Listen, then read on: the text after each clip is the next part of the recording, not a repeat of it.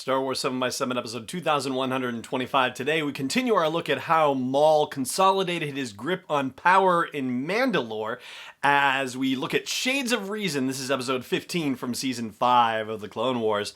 Punch it!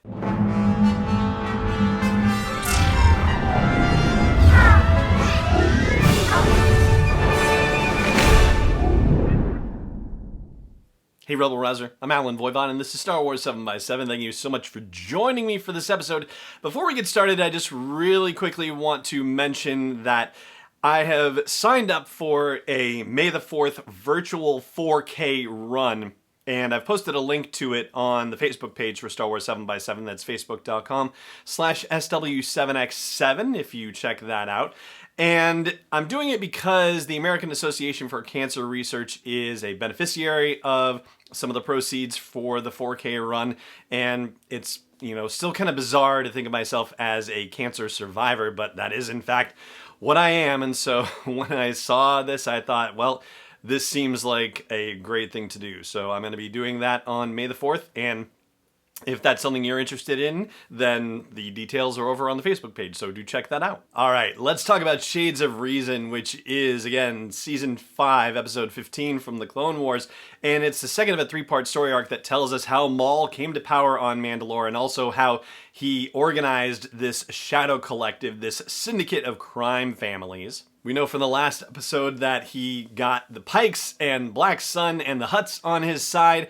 Now it's time to take action on Mandalore. And the plot that he arranges with everybody is that various representatives of these crime syndicates will attack strategic locations on Mandalore, and then Death Watch will come and save the day. It's a pretty sneaky little plan. The Duchess Satine actually sees right through it, though. The moment that Pre Vizsla shows up on the scene, she says, you have something to do with this. And he's like, nope, wasn't me. But of course, it was him. I mean, it wasn't entirely his idea. It was Maul's, but still, it was him. And initially, things do go exactly as planned. The new Mandalorian government is outmatched and overrun. The populace is scared, but then Death Watch's arrival makes everybody feel great. They are seen as saviors, and they push it one step further and say the new Mandalorian government has cut and run after, all the criminals have been overwhelmed and captured and all that stuff, quote unquote captured, if you will. Now, maybe it's true that some of the members of the new Mandalorian government actually cut and ran, but some of them were actually imprisoned. So this whole, they fled thing is not true at all. In fact, the Duchess Satine is one of those who's been captured, and she has an argument with her former Prime Minister Almec, when they are sharing cells nearby each other. And this is kind of revelatory as far as the new Mandalorian government goes. Here for a visit? Or has peace betrayed you too, Duchess? Peace exists only in the minds of the faithful. And faith has been the greatest disappointment. Only when it is broken. What you did for the people as Prime Minister betrayed their trust. And you betrayed mine. Destitution leaves little room for faith.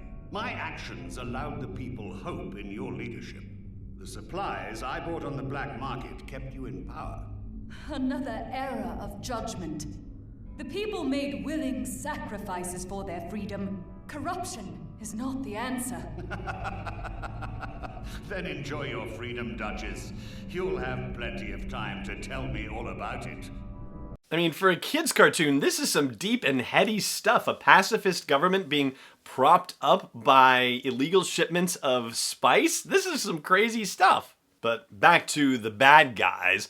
Maul is assuming that Pre Vizsla is going to betray him. Pre Vizsla is assuming that Maul is going to betray them. And so everybody's planning and counter-planning. The first counter-planning situation happens when Pre Vizsla has Maul and Savage taken into custody. Well, Savage was taken into custody as part of Death Watch, quote-unquote, cleaning up the joint with the attack. But Maul, they get the drop on him, or at least he makes it seem like they've gotten the drop on him, and they throw him in a prison cell with Savage. Not a very smart idea. And Maul's concern has been that they need somebody who isn't Savage and who isn't Maul to be the public face of Mandalore while they rule it from the shadows. So they have to find another solution because Vizsla is obviously not going to be it. So they break out of the prison, which was ridiculously easy, as it should be for a Sith. And they find the Duchess Satine, who's like, what do you want? And Maul says, like, I don't need to worry about you for a while. Never mind. But, who else is here? Just me and Almec. But Almec is a corrupt jerk, and forget him. And Darth Maul says, oh, really? Hey, thanks for the tip. And they recruit Almec. So that really didn't go according to plan for the Duchess. Jeez. And so once Almec is on board with the idea of being installed as a puppet prime minister, Maul says, I'm going to challenge Vizsla to single combat, and he will be honor-bound to fight me, and when I beat him, then Death Watch will be honor-bound to follow me. Isn't that great? So that happens, and the battle between Maul and Pre Vizsla is really awesome, and it goes on for quite a while. It's over 2 minutes of the show, and as I've been doing these briefings over the years, I realize that the scenes that take place generally take place like really quickly, like they are usually under a minute, 30 seconds oftentimes, so it happens very quickly. Even the one excerpt that I gave you earlier this episode with Satine and Almec talking, like that goes really fast. But this is an epic battle between Maul and Pre Vizsla, and Maul, as expected, is able to get the better of Pre Vizsla and beheads him, which is done very artistically in terms of not letting you actually see the beheading, though according to Wikipedia, there was a version of this where you actually got to see the head rolling down the stairs, and it was deemed too graphic for younger viewers, but it was apparently restored in a director's cut, no pun intended, I'm sure, when it was released on DVD after the fact. Apparently, Mandalorian honor has its limits, though, because even though some of the Death Watch folks are going to be loyal to Maul, Bo-Katan, who is shocked and saddened by what she's witnessed with Pre Vizsla getting killed by Maul, she says, no way, we're never joining you, no outsider should rule Mandalore, and a bunch of Death Watch folks rally with her, not all of them, though, and so she escapes with a few of her followers, and that, as they say, is almost that. One last beat that happens is that Prime Minister Almec goes out and says, hey everyone, hey all you Mandalorians, I've got some bad news. Pre Vizsla was killed by the Duchess Satine! Oh, what a plot twist that is. And apparently Vizsla's dying words were that Almec should step in and become Prime Minister under the circumstances. And so this is how Almec is ruling Mandalore right now, and Satine has been imprisoned and charged with the death of Pre Vizsla. Now I'm telling you, for all this business going on, the Republic has to get word about this and what's been happening, and so you imagine they're going to start looking into this sooner rather than later, which is probably what Maul's plan is to begin with, because this is all about Obi-Wan and getting revenge on him. So we'll talk about that when we talk about the next episode, the final episode in this story arc. That will be coming very soon, in fact. But for today, that is going to do it for our briefing on Shades of Reason and for this episode of the podcast as well. Thank you so much for joining me for it, as always, and may the curve be flattening for you wherever in the world you may be.